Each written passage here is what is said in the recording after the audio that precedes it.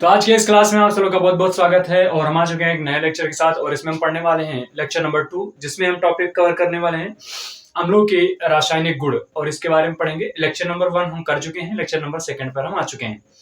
तो टाइम को ना वेस्ट करते हुए हम शुरू करते हैं। अपनी कहानी आगे की है, तो इसमें आप डालेंगे, हेडिंग डालेंगे अम्लों के रासायनिक गुण। यहाँ पर हेडिंग लगा लेंगे अम्लों के रासायनिक गुण। अम्लों के रासायनिक गुण।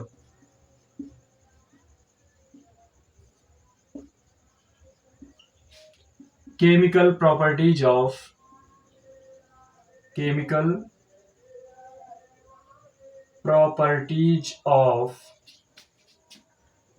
एसिड्स। एसिड के बारे में हमने पिछले लेक्चर में जो समझा है कि क्या क्या चीजें होती है इसमें, उसके बारे में हम जान चुके हैं। और इसमें हम पढ़ने वाले हैं अम्लों की रासायनिक गुण। तो इसमें आप पहला जो डालेंगे धातुओं के साथ, इसमें एक प्रकार से डालेंगे धातुओं के साथ अपक्रिया कराएंगे इसकी। तो पहला इसमें डालेंगे आप धातुओं के साथ अपक्रिया। किसके साथ अपक्रिया? धातुओं के साथ अभिक्रिया। इसमें हम क्या लिखेंगे? Reaction with metals. अब इसमें धातुओं के साथ अपक्रिया क्या करता है? जब भी कोई अम्ल धातुओं के साथ अपक्रिया करता है तो धातुओं के साथ अपक्रिया करने पर वो क्या करता है? हाइड्रोजन गैस देता है। और हाइड्रोजन गैस को आपको पता करना है, तो कैसे आप पता करेंगे? उसमें हाइड्रोजन गैस जब निकलता है और उसमें यदि आप किसी भी प्रकार की वहां पर आग को या लेकर जाते हैं तो उसमें क्या होती है? आपकी फटफट की आवाज वहां से निकलती है। तो इस प्रकार से उस चीजों को हम यहाँ पर समझ सकते हैं। तो धातुओं के साथ अपक्रिया कराने में हम जैसे कोई भी एक सक्रिय धातु ले लें, जो भी सक्रिय, सोडियम हो जाए, मैग्नीशियम हो जाए, जिंक हो जाए, ये दिन की हम लिख ही देते हैं यहाँ पर कि सोडियम अम्ल के साथ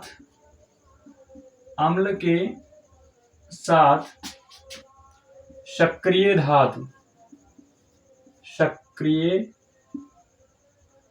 धातु जैसे सोडियम, मैग्नीशियम, जिंक की अभिक्रिया कराने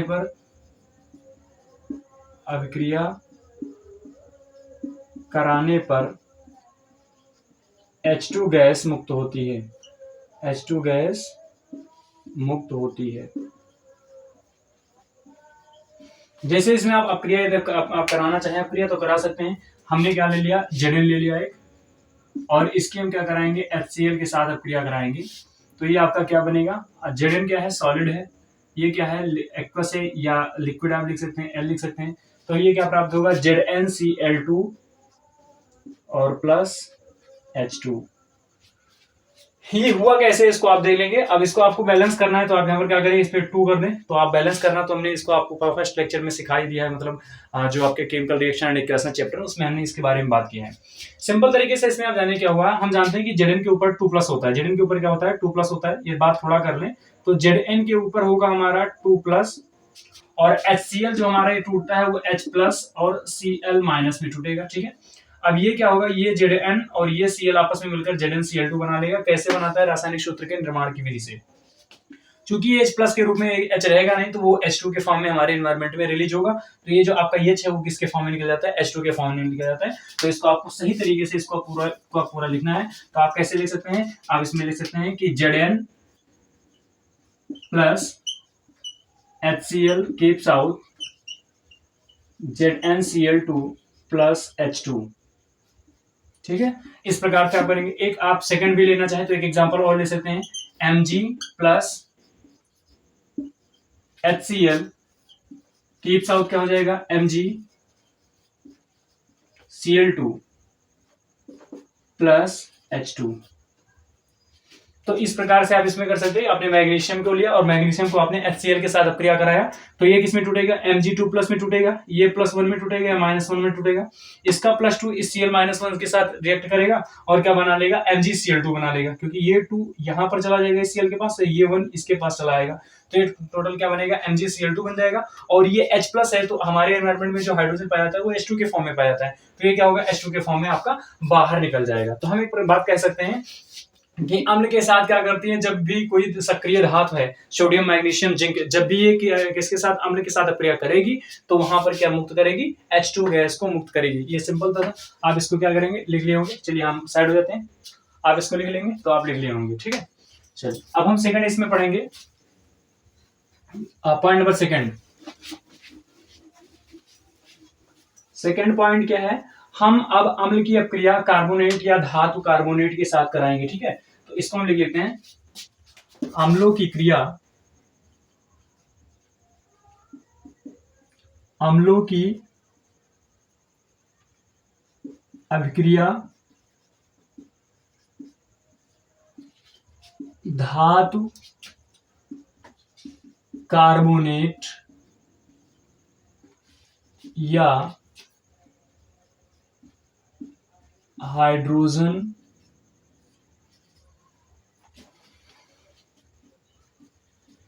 बाइकार्बोनेट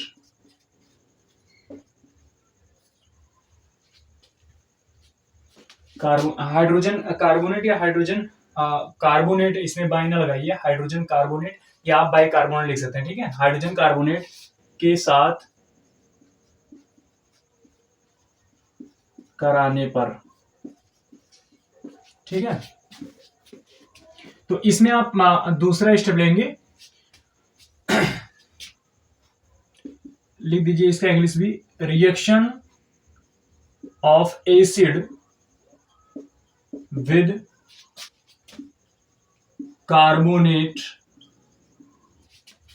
आर हाइड्रोजन कार्बोनेट।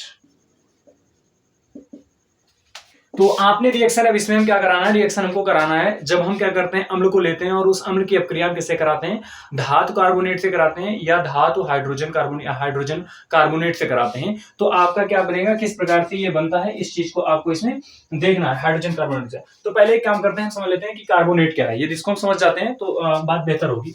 देखिए कार्बोनेट का जो आयन होता है, मैंने आपको आयन में लिखवाया है इसको, CO3-2, इसको हम कहते हैं कार्बोनेट आयन कहते हैं। क्या कहते हैं इसको हम, कार्बोनेट आयन कहते हैं। और HCO3-1 को हम कहते हैं हाइड्रोजन कार्बोनेट, बाइकार्बोनेट कहते हैं। क्या कहते हैं इसको हम, बाइकार्बोनेट कहते हैं, हाइड्रोजन कार्बोनेट कहते हैं, ठीक है। तो इस प्रकार से इसको हम लिखते हैं, ये आपका आयन है। अब इसके साथ, इन दोनों के साथ ये कोई धातु जुड़ जाता है, क्या कोई जुड़ जाता है, कोई ये धातु जुड़ जाता है, तो आपका क्या होता है, धातु कार्बोनेट बन जाता है या धातु हाइड्रोजन कार्बोनेट बन जाता है। जैसे यदि हम मान लेते हैं इस कार्बोनेट के साथ, एक एग्जांपल ले लेते हैं, इस कार्बोनेट का CO3-2 के साथ हम क्या कर देते हैं, Na+ जोड़ देते हैं। तो ये जब बनेगा तो क्या होगा, ये 2 यहां पर आएगा, ये 1 यहां पर जाएगा, तो ये क्या बन जाएगा आपका Na2 और CO3, ठीक है। क्या होगा, 2 यहां पर आएगा, 1 यहां पर चला जाएगा, तो Na2CO3 हो जाएगा। और इसका हम नाम कर देंगे सोडियम कार्बोनेट। क्या कर देंगे इसको हम, सोडियम कार्बोनेट। ये आपका सोडियम कार्बोनेट बन गया। और सोडियम कार्बोनेट जो बना है, इसी को हम चूंकि सोडियम आपका क्या है, सोडियम एक धातु है, तो इसको हम क्या कह देंगे, धातु कार्बोनेट भी कह सकते हैं, यानी इसका जनरल नाम हम धातु कार्बोनेट भी कह सकते हैं। जैसे आपका हो जाएगा MgCO3, तो MgCO3 क्या, मैग्नीशियम कार्बोनेट होने के साथ साथ क्या, इसको हम धातु कार्बोनेट भी कह सकते हैं। धातु बाइकार्बोनेट को समझ लेते हैं। इसके साथ आप क्या करें, Na ले लीजिए और प्लस ले लीजिए HCO3 के ऊपर -1 होता है। अब ये जब मिलेगा क्या बना लेगा, NaHCO3 हो जाता है। अब इसको क्या कहेंगे, सोडियम बाइकार्बोनेट कह देते हैं, ठीक है, सोडियम हाइड्रोजन कार्बोनेट कह देते हैं, ऐसे ऐसे नामों से। Mg मिला देते हैं, तो ये क्या बन जाएगा, Mg, फिर ये हो जाएगा HCO3 का होल ट्वाइस हो जाएगा। अब ये मैग्नीशियम हाइड्रोजन कार्बोनेट हो गया या मैग्नीशियम बाइकार्बोनेट हो गया, या इसको कह सकते हैं क्या, कि धातु बाइकार्बोनेट कह सकते हैं। तो इस प्रकार से इन नामों को समझ सकते हैं। तो हमने समझा कि इसमें कार्बोनेट और हाइड्रोजन कार्बोनेट किसे कहते हैं। तो सिंपल से तरीके से, जब भी कार्बोनेट के साथ क्या हो जाए, कोई धातु जुड़ जाए, तो उसको धातु कार्बोनेट कहेंगे। और जब ये HCO3-1 के साथ, यानी बाइकार्बोनेट के साथ, हाइड्रोजन कार्बोनेट के साथ जब कोई क्या जुड़ जाता है, आपका धातु कोई जुड़ जाता है, तो उसको हम क्या कहते हैं, धातु हाइड्रोजन कार्बोनेट या धातु बाइकार्बोनेट कहते हैं। तो इस प्रकार से इस चीज को हम जानेंगे। तो हमने समझ लिया है कि धातु कार्बोनेट और हाइड्रोजन कार्बोनेट किसे कहते हैं, इसको हम बाइकार्बोनेट भी कहते हैं। तो ये दोनों चीजें जाना है। अब इसका हम रिएक्शन सिंपल तरीके से समझते हैं कि इनकी यदि क्रिया यदि हम कार्बोनेट और बाइकार्बोनेट की अभिक्रिया किसके साथ कराते हैं, यदि हम इसके साथ कराते हैं अम्ल के साथ, तो फिर क्या होगा। तो पहले हम सिंपल तरीके से आपको एक फॉर्मेट बना देते हैं, इस फॉर्मेट को आप याद रखेंगे। यदि हम पहला इसमें फॉर्मेट नंबर फर्स्ट है, यदि आप धातु कार्बोनेट की अभिक्रिया किससे करा रहे हैं, अम्ल से करा रहे हैं। तो यदि आप इसकी अभिक्रिया अम्ल से कराएंगे तो आपको क्या प्राप्त होगा, तो निश्चित तौर से यहां पर आपको लवण मिलेगा, प्लस आपको यहां पर कार्बन डाइऑक्साइड मिलेगा, कार्बन डाइऑक्साइड मिलेगा, और प्लस आपको जल मिलेगा। अब ये अभिक्रिया कई बार आपके बोर्ड एग्जाम में बोर्ड में आई है, ठीक है। तो धातु कार्बोनेट की अगर अभिक्रिया किससे कराते हैं, अम्ल से कराते हैं, तो आपको लवण मिलेगा, कार्बन डाइऑक्साइड मिलेगा और जल मिलेगा, ठीक है। इसमें सेकंड वाला क्या है, सेकंड कंडीशन क्या है, यदि आप इसका धातु कार्बोनेट की जगह पर आपने इसमें क्या लिया, धातु बाइकार्बोनेट ले लिया, या इसके अंदर धातु हाइड्रोजन कार्बोनेट ले लिया, तो हम यहाँ पर एक और ले लेते हैं, धातु हाइड्रोजन कार्बोनेट। धातु हाइड्रोजन कार्बोनेट, और इसकी अभिक्रिया आपने किससे करा दिया, अम्ल से करा दिया, किससे करा दिया, अम्ल से करा दिया। तो अब फिर भी क्या होगा, फिर यही ही चीज प्राप्त होगा, आपको लवण, कार्बन डाइऑक्साइड और जल ही प्राप्त होगा। यानी दोनों कंडीशन में आप धातु कार्बोनेट लें चाहे धातु हाइड्रोजन कार्बोनेट लें, और यदि इसकी आप अम्ल के साथ अभिक्रिया करा रहे हैं तो भी वहां पर क्या प्राप्त होगा, लवण प्राप्त होगा, और क्या प्राप्त होगा, कार्बन डाइऑक्साइड प्राप्त होगा, कार्बन डाइऑक्साइड, और प्लस आपको जल प्राप्त होगा। अब इसका हम जस्ट एक एग्जांपल दे लेते हैं, एग्जांपल हम देख लेते हैं। इसमें क्या है एग्जांपल, एक पहला एग्जांपल देखनी है, इसका पहले नंबर का एग्जांपल नंबर फर्स्ट हम लिख देते हैं, धातु कार्बोनेट। तो कोई भी आप धातु कार्बोनेट लीजिए, जैसे हम यहाँ पे ले लेते हैं CaCO3 ले लेते हैं, और इसकी अभिक्रिया हम करा देते हैं HCl से। तो अब यहाँ पर क्या प्राप्त होगा, तो सिंपल तरीके से आपका प्राप्त होगा CaCl2 प्राप्त हो जाएगा, CaCl2,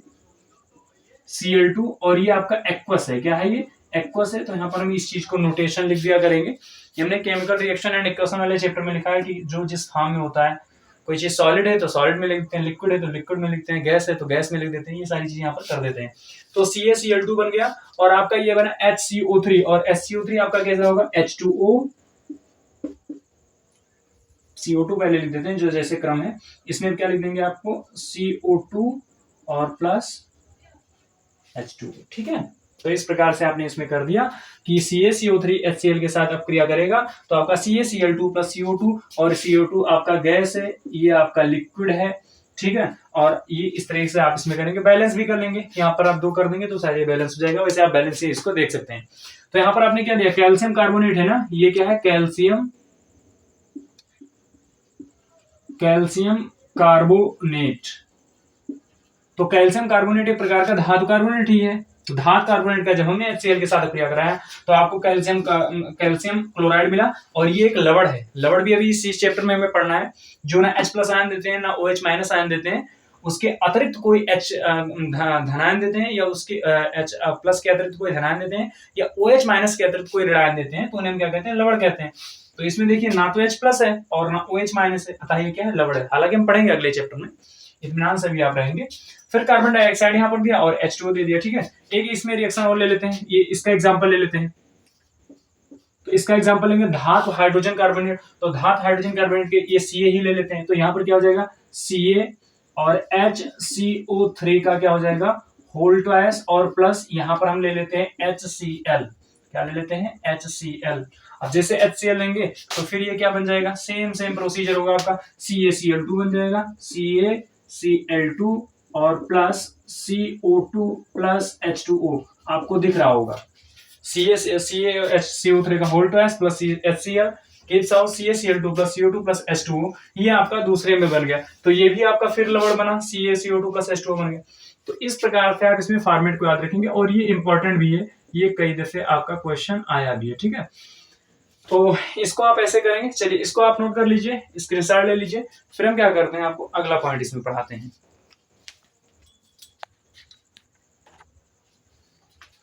चलिए, ये तीसरा केमिकल प्रॉपर्टीज है जो आपके बोर्ड एग्जाम में आ रहा है, या मतलब आपके सिलेबस में जो है। तो ये इसमें जो आपका दिया है धातु ऑक्साइड के साथ अपक्रिया दिया है रिएक्शन विद मेटल ऑक्साइड।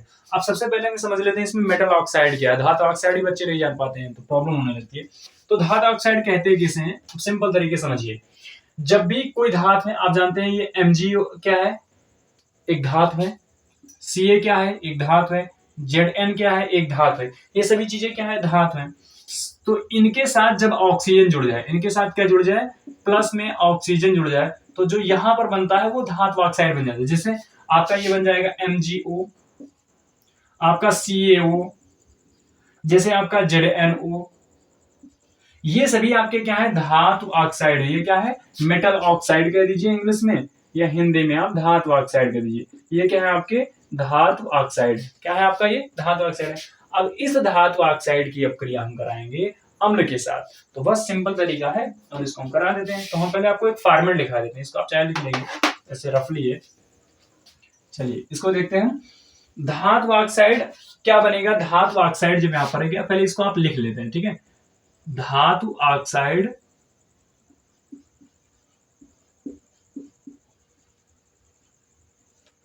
और जब यहां पर आप अम्ल की अपक्रिया कराएंगे, किससे, अम्ल की अपक्रिया। कोई भी आप धातु ऑक्साइड लीजिए, कोई भी आप अम्ल लेंगे, तो धातु ऑक्साइड और अम्ल जनरली आप लेते हैं, तो यहां से आपका क्या बनेगा, लवण बनेगा और प्लस आपका जल बनेगा। बस सिंपल तरीके से। अब इसमें आप एग्जांपल आपको कर देते हैं, ये आपको याद रखना है। धातु ऑक्साइड जब भी आप लेंगे और अम्ल के साथ अपक्रिया कराएंगे, तो जो आपका बनेगा वो क्या बनेगा, आपका अम्ल बनेगा। तो जैसे हम यहाँ पर एक धातु ऑक्साइड अभी ले लेते हैं, इसी में से CaO ले लेते हैं। क्या ले लेते हैं, CaO। ये है आपका एग्जाम्पल नंबर फर्स्ट। CaO लेते हैं और इसकी हम अपक्रिया करा देते हैं HCl के साथ। तो क्या बनेगा जी, ये अब सिंपल तरीके से आप देखिए, ये आपका CaO, इसके ऊपर +2 है, इसके ऊपर -1 है, इसके ऊपर +1 है, इसके ऊपर -1 है। ऐसे हम इसको ब्रेक डाउन करना हम जानते हैं, ठीक है। तो इसको हम ऐसे, आप इसको आयन याद किए होंगे। ये Ca और ये Cl मिलकर बना लेगा CaCl2, जो कि एक लवण है। क्या है, एक लवण है, जिसको हम साल्ट कहते हैं, ठीक है। आप इसमें बचा क्या, ये ऑक्सीजन बता, ये और हाइड्रोजन बता, ये हाइड्रोजन और ये ऑक्सीजन आपस में मिलेंगे और बना लेंगे H2O। और इसको आप क्या करेंगे, बैलेंस कर लेंगे। तो जितनी भी रिएक्शन में करा रहा हूं, बैलेंस करने का आपका ये काम है। होमवर्क आप करेंगे, बैलेंस आपको करना पड़ेगा, ठीक है। आप करें, उसको सीखें। तो इसमें आप सिंपल तरीके से आप कर देंगे, ठीक। यहाँ पर देख लीजिए कितने हाइड्रोजन है, 2 हाइड्रोजन है। तो वहां पर 2 हाइड्रोजन, तो यहाँ पर भी आप 2 हाइड्रोजन कर दीजिए, बैलेंस हो जाएगा। 2 हाइड्रोजन 2 हाइड्रोजन, 2 क्लोरीन 2 क्लोरीन, ठीक है। ये 2 क्लोरीन ना, और एक कैल्शियम 1 कैल्शियम, 1 ऑक्सीजन 1 ऑक्सीजन, ये आपका बैलेंस हो गया। एक और 4 रिएक्शन तो और ले सकते हो। एक रिएक्शन हम लेते हैं MgO प्लस H2SO4। अब H2SO4 भी एक आपका अम्ल ही है, ठीक है। अब MgO क्या हो जाएगा, Mg प्लस O, Mg के ऊपर +2 चार्ज होता है, ऑक्सीजन के ऊपर -2 चार्ज होता है, ये भी आप जानते हैं। H2SO4 जो आप टूटेगा 2H प्लस में टूट जाएगा, ये आपका किसमें टूटेगा, 2H प्लस में टूटेगा, और ये SO4 -2 में टूटेगा। ये 2H प्लस 1 में टूटेगा, SO4 -2 में टूटेगा। ये जो 2H प्लस 1 लिखा है, इसका मतलब है कि एक H के ऊपर 1 + 1 है और एक H के ऊपर 1 + 1 है ना। इसका मतलब ये हुआ, ठीक। आप इसको समझ पाए होंगे। अब कैसे इसको तोड़ते हैं, क्या है, इसको आपने रासायनिक सूत्र के निर्माण की विधियों में चार्ज कैसे इसका बराबर होना चाहिए जब आप इसको ब्रेक डाउन करते हैं, वहां पर आप बेसिक केमिस्ट्री में जाकर आप सीख सकते हैं, ठीक है। लेकिन हम यहाँ पर बेसिक चीजें, उन सभी चीजों को थोड़ा थोड़ा आपको बता देते हैं। तो सिंपल तरीका क्या होगा इसमें आपका, ये आपका बन जाएगा MgSO4 प्लस ये Mg और ये SO4 -2, इसके ऊपर -2 आएगा ना। MgSO4 एक सल्फेट आयन है, तो Mg और SO4 मिलकर क्या बना लेगा, MgSO4, और आपका H और L2O मिलकर H2O बना लेगा। ये 2 हाइड्रोजन 1 ऑक्सीजन मिलकर क्या बना लेगा, H2O बना लेगा। तो 2 ये रिएक्शन थे आपके, इन दोनों रिएक्शन को आप इसमें लिख लेंगे। फिर हम लिखते हैं कि अम्ल के उपयोग क्या है। चलिए इसको आप कर लीजिए। तो आपने इसको कर लिया होगा। अब अम्ल के हम उपयोग लिख लेते हैं कि अम्ल के क्या कौन कौन से उपयोग हैं। तो इसको हम इरेज करते हैं। आई होप आपको ये समझ में आ रहा होगा, बहुत इजी चीजें हैं। नहीं थोड़ा समझ में आ रहा तो इसको आप एक बार रिवाइज कर लेंगे और बेसिक केमिस्ट्री की आप चीजें देख लें। हाई स्कूल में कोई भी चैप्टर पढ़ने के लिए आपको इंपॉर्टेंट है कि आप रासायनिक सूत्र बनाना जाने, आपको चार्ज पता होना चाहिए कि इस चार्ज के ऊपर कितना कौन से आयन के ऊपर कितना चार्ज होते हैं, थोड़ा बहुत कॉन्फ़िगरेशन आपको पता होना चाहिए, कुछ इंपॉर्टेंट चीजें हैं जो बेसिक चीजें आपको आनी चाहिए। तो ये सारी चीजें आपको बहुत ही इजीली आपको पूरी की पूरी केमिस्ट्री समझ में आ सकती है, ठीक है, और आएगी बहुत कुछ, इसमें कुछ है नहीं। तो अम्लों के उपयोग में आप लिख लेंगे कि अम्ल के कौन कौन से यूज होते हैं। तो यूज ऑफ एसिड्स, ठीक है, अम्लों के उपयोग ये डाल लीजिए हेडिंग, अम्लों के उपयोग, ये एक हेडिंग है, आप इसको बुक से भी देख सकते हैं, ठीक है, एनसीईआरटी उठाइए और वहां से आप इसको पढ़ सकते हैं। अम्लों के उपयोग, पहला इसमें उपयोग है आपका कि लेड बैटरियों में इसका प्रयोग करते हैं।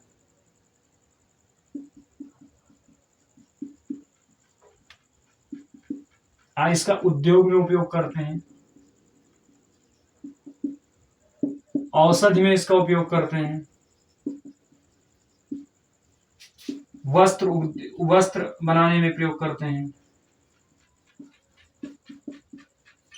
ठीक है, आप इसको प्लास्टिक या कृत्रिम रेशे बनाने में, ये सारी चीज इसके क्या है, ये सभी इसके यूजेज हैं जो कि अम्लों के उपयोग है। आप इसको एनसीईआरटी से भी देखकर इसको आप रीड कर सकते हैं, ये इंपॉर्टेंट है आपके लिए। तो अम्लों के उपयोग हो गए, तो इसको आप नोट कर लेंगे। और फिर उसके बाद हम क्या करते हैं, आगे आपका पढ़ेंगे कि क्षार किसे कहते हैं, क्षारक क्या होते हैं, तो इसको आप लिख लेंगे। तो आपने लिखा होगा, अब हम हेडिंग डालते हैं कि क्षारक क्या है, तो सिर्फ आप क्षारक के बारे में जानेंगे, और या नेक्स्ट लेक्चर में हम क्षारक को पढ़ते हैं डिटेल से। क्षारक में थोड़ा सा हम देख लेते हैं, इसमें इंट्रोडक्शन आपको बता देते हैं। क्षारक कहते किसे हैं, तो देखिए आर्हीनियस, वैसे क्षारक की जो मैं बताऊं तो क्षारक जो होते हैं वे स्वाद में जो होते हैं कड़वे होते हैं या कसेले टाइप के होते हैं।